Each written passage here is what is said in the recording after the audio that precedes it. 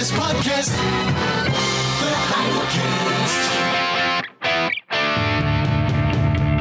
It's a Heidel minicast. And now, Scott Clark. What would Calvin say about premillennialism? If the Heidelcast helps you, won't you help us keep it going? Please make the coffer clink by clicking on the PayPal link or by sending a check to Heidelberg Reformation Association, 1637 East Valley Parkway, number 391, Escondido, California, 92027.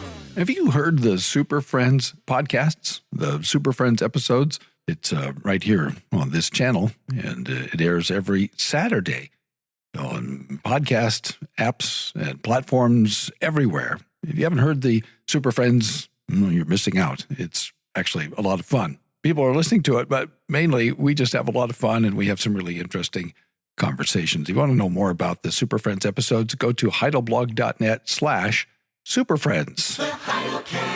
In 2007, a prominent evangelical Bible church pastor suggested that, were Calvin alive today, he would be premillennial, and that true Calvinists should be pre-tribulational, dispensational premillennialists. Well, some of us were a little surprised about this breakthrough in Calvin studies coming from the San Fernando Valley. It's true that some prominent Reformed theologians became historic premillennialists after Calvin, and it's true that American Presbyterianism has traditionally been tolerant of a variety of eschatological positions.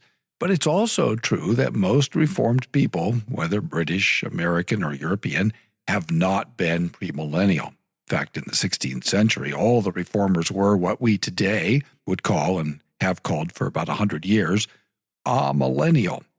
So far as I know, premillennialism of whatever sort has been the minority report in Reformed theology. Of course, there's another problem with such claims and then responses to these claims. They are anachronistic. That is, they read the present back into the past. There is at least some prima facie evidence in Institutes 325.5 that Calvin took a dim view of what used to be known as chiliasm. That's the traditional word for premillennialism, and usually it refers to what today we call historic premillennialism to distinguish it between pre-trib, mid-trib, post-trib, dispensational premillennialism. What is it? It's the belief in a literal 1,000-year reign of Christ on the earth. This is what Calvin said about it.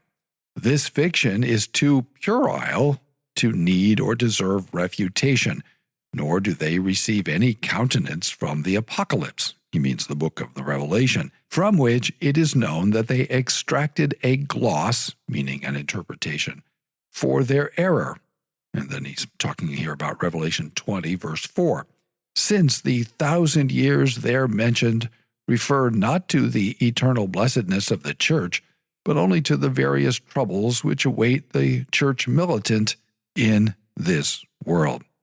Basically, Calvin just staked out what, again, today we call an amillennial view of Revelation 20, verse 4. There are other places in Calvin where one finds similar sorts of arguments. For example, in his lecture on 1 Thessalonians 4:17, he said, and I quote, "Now to assign to Christ 1,000 years, so that he would afterward cease to reign, were too horrible to be made mention of," close quote. To be sure, it is the limiting of eternal life to 1,000 years that troubled Calvin, but the very idea of a literal 1,000-year reign of Christ and believers on the earth was not appealing to him.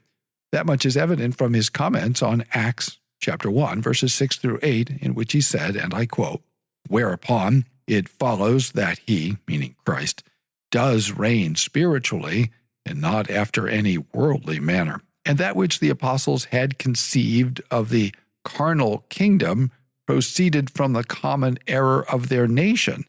Neither was it a marvel if they were deceived herein. For when we measure the same with our understanding, what else can we conceive but that which is gross and terrestrial? Hereupon it comes that, like brute beasts, we only desire that which is commodious for our flesh, and therefore we rather catch that which is present. Wherefore, we see that those which held this opinion, that Christ should reign as a king in this world 1,000 years, fell into the similar folly. Hereupon also they applied all such prophecies as did describe the kingdom of Christ figuratively by the similitude of earthly kingdoms unto the commodity of their flesh, whereas notwithstanding it was God's purpose to lift up their minds higher. As for us, let us learn to apply our minds to hear the gospel preached, lest we be entangled in like errors, which prepares a place in our hearts for the kingdom of Christ. Now, no one can know with certainty what Calvin would say or do were he alive today, but we can have a reasonable idea of what Calvin thought about the idea of a literal 1,000-year reign of Christ on the earth. There's even more evidence that Calvin agreed with Heinrich Bullinger's comments in the Second Helvetic Confession, drafted originally in 1561 and then published in 1566, where he says in chapter 11 of the Second Helvetic, and I quote, "We further condemn Jewish dreams that there will be a golden age on earth before the day of judgment, and that the pious, having subdued all their godless enemies, will possess all the kingdoms of the earth. For evangelical truth in Matthew chapters 24 and 25 and Luke chapter 18 and apostolic teaching in 2 Thessalonians chapter 2 and 2 Timothy chapters 3 and 4 present something quite different." Ladies and gentlemen, Scott Clark. Another feature of dispensationalism, and I mean dispensational premillennialism, is the view that during the millennium the sacrificial system will be reinstituted. Dispensational writers are aware of the Reformed criticism that the book of Hebrews, for example, Hebrews 9:26 and Hebrews 10:10, says explicitly that Jesus offered himself as the once-for-all sacrifice.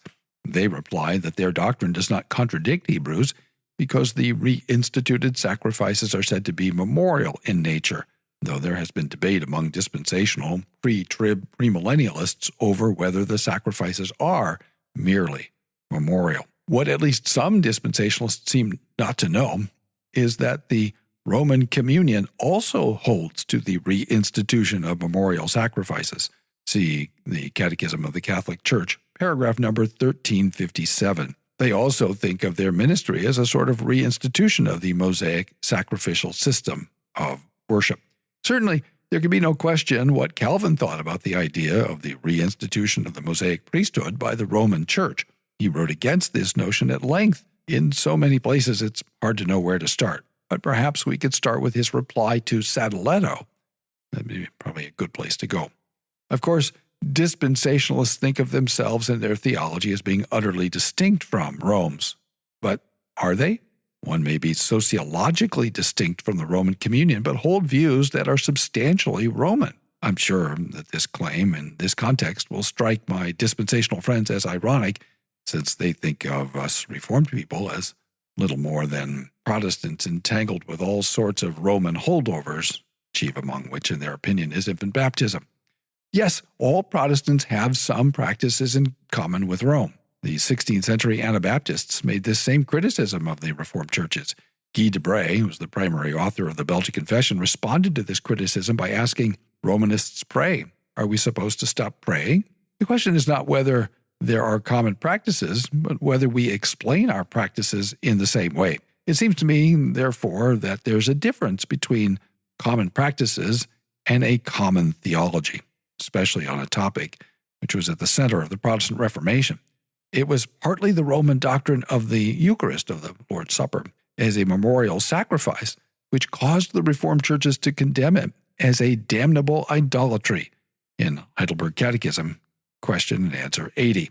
I wonder if, having isolated themselves from historic Protestant theology, having isolated themselves from the Reformed confessions, having isolated themselves from the life of Reformed congregations where Reformed doctrine is a living, breathing entity transmitted weekly in catechism classes and sermons, and having isolated themselves from the broader history of the church, they just don't know the ways in which their theology actually rehearses errors that the confessional Protestants rejected almost 500 years ago. Look, I understand that Bible church people think of themselves as being preeminently biblical, but perhaps their isolation from the confessional Protestant churches has led them into paths that are actually not biblical. So these comments raise the question as to who is Reformed. That is, who is it among contemporary evangelicals who actually holds and teaches the same doctrine and system of doctrine that Calvin and the Reformed taught? So this claim that was made some years ago but keeps being repeated about Calvin's eschatology is an opportunity for us to remember that there's more to being Reformed than simply holding the doctrines of grace. No one doubts that belief in predestination is necessary for being Reformed, but is it a sufficient condition of being Reformed? Judged by the Reformed confessions, we have to answer that question, no. We confess a good deal more about the faith than simply the doctrine of divine sovereignty. And one of those things that we confess is that Christ is reigning at the right hand of the Father right now, and that this is the millennium of Revelation 20, verse 4. Thanks for listening. Tune in tomorrow for more from the Heidelcast, brought to you by Heidelberg Reformation Association.org. Don't forget, when the coin in the coffer clinks, the cost of bandwidth shrinks. Copyright Heidelberg Reformation Association. All rights reserved. This is a Heidel Media production. The best podcast, the Heidelcast.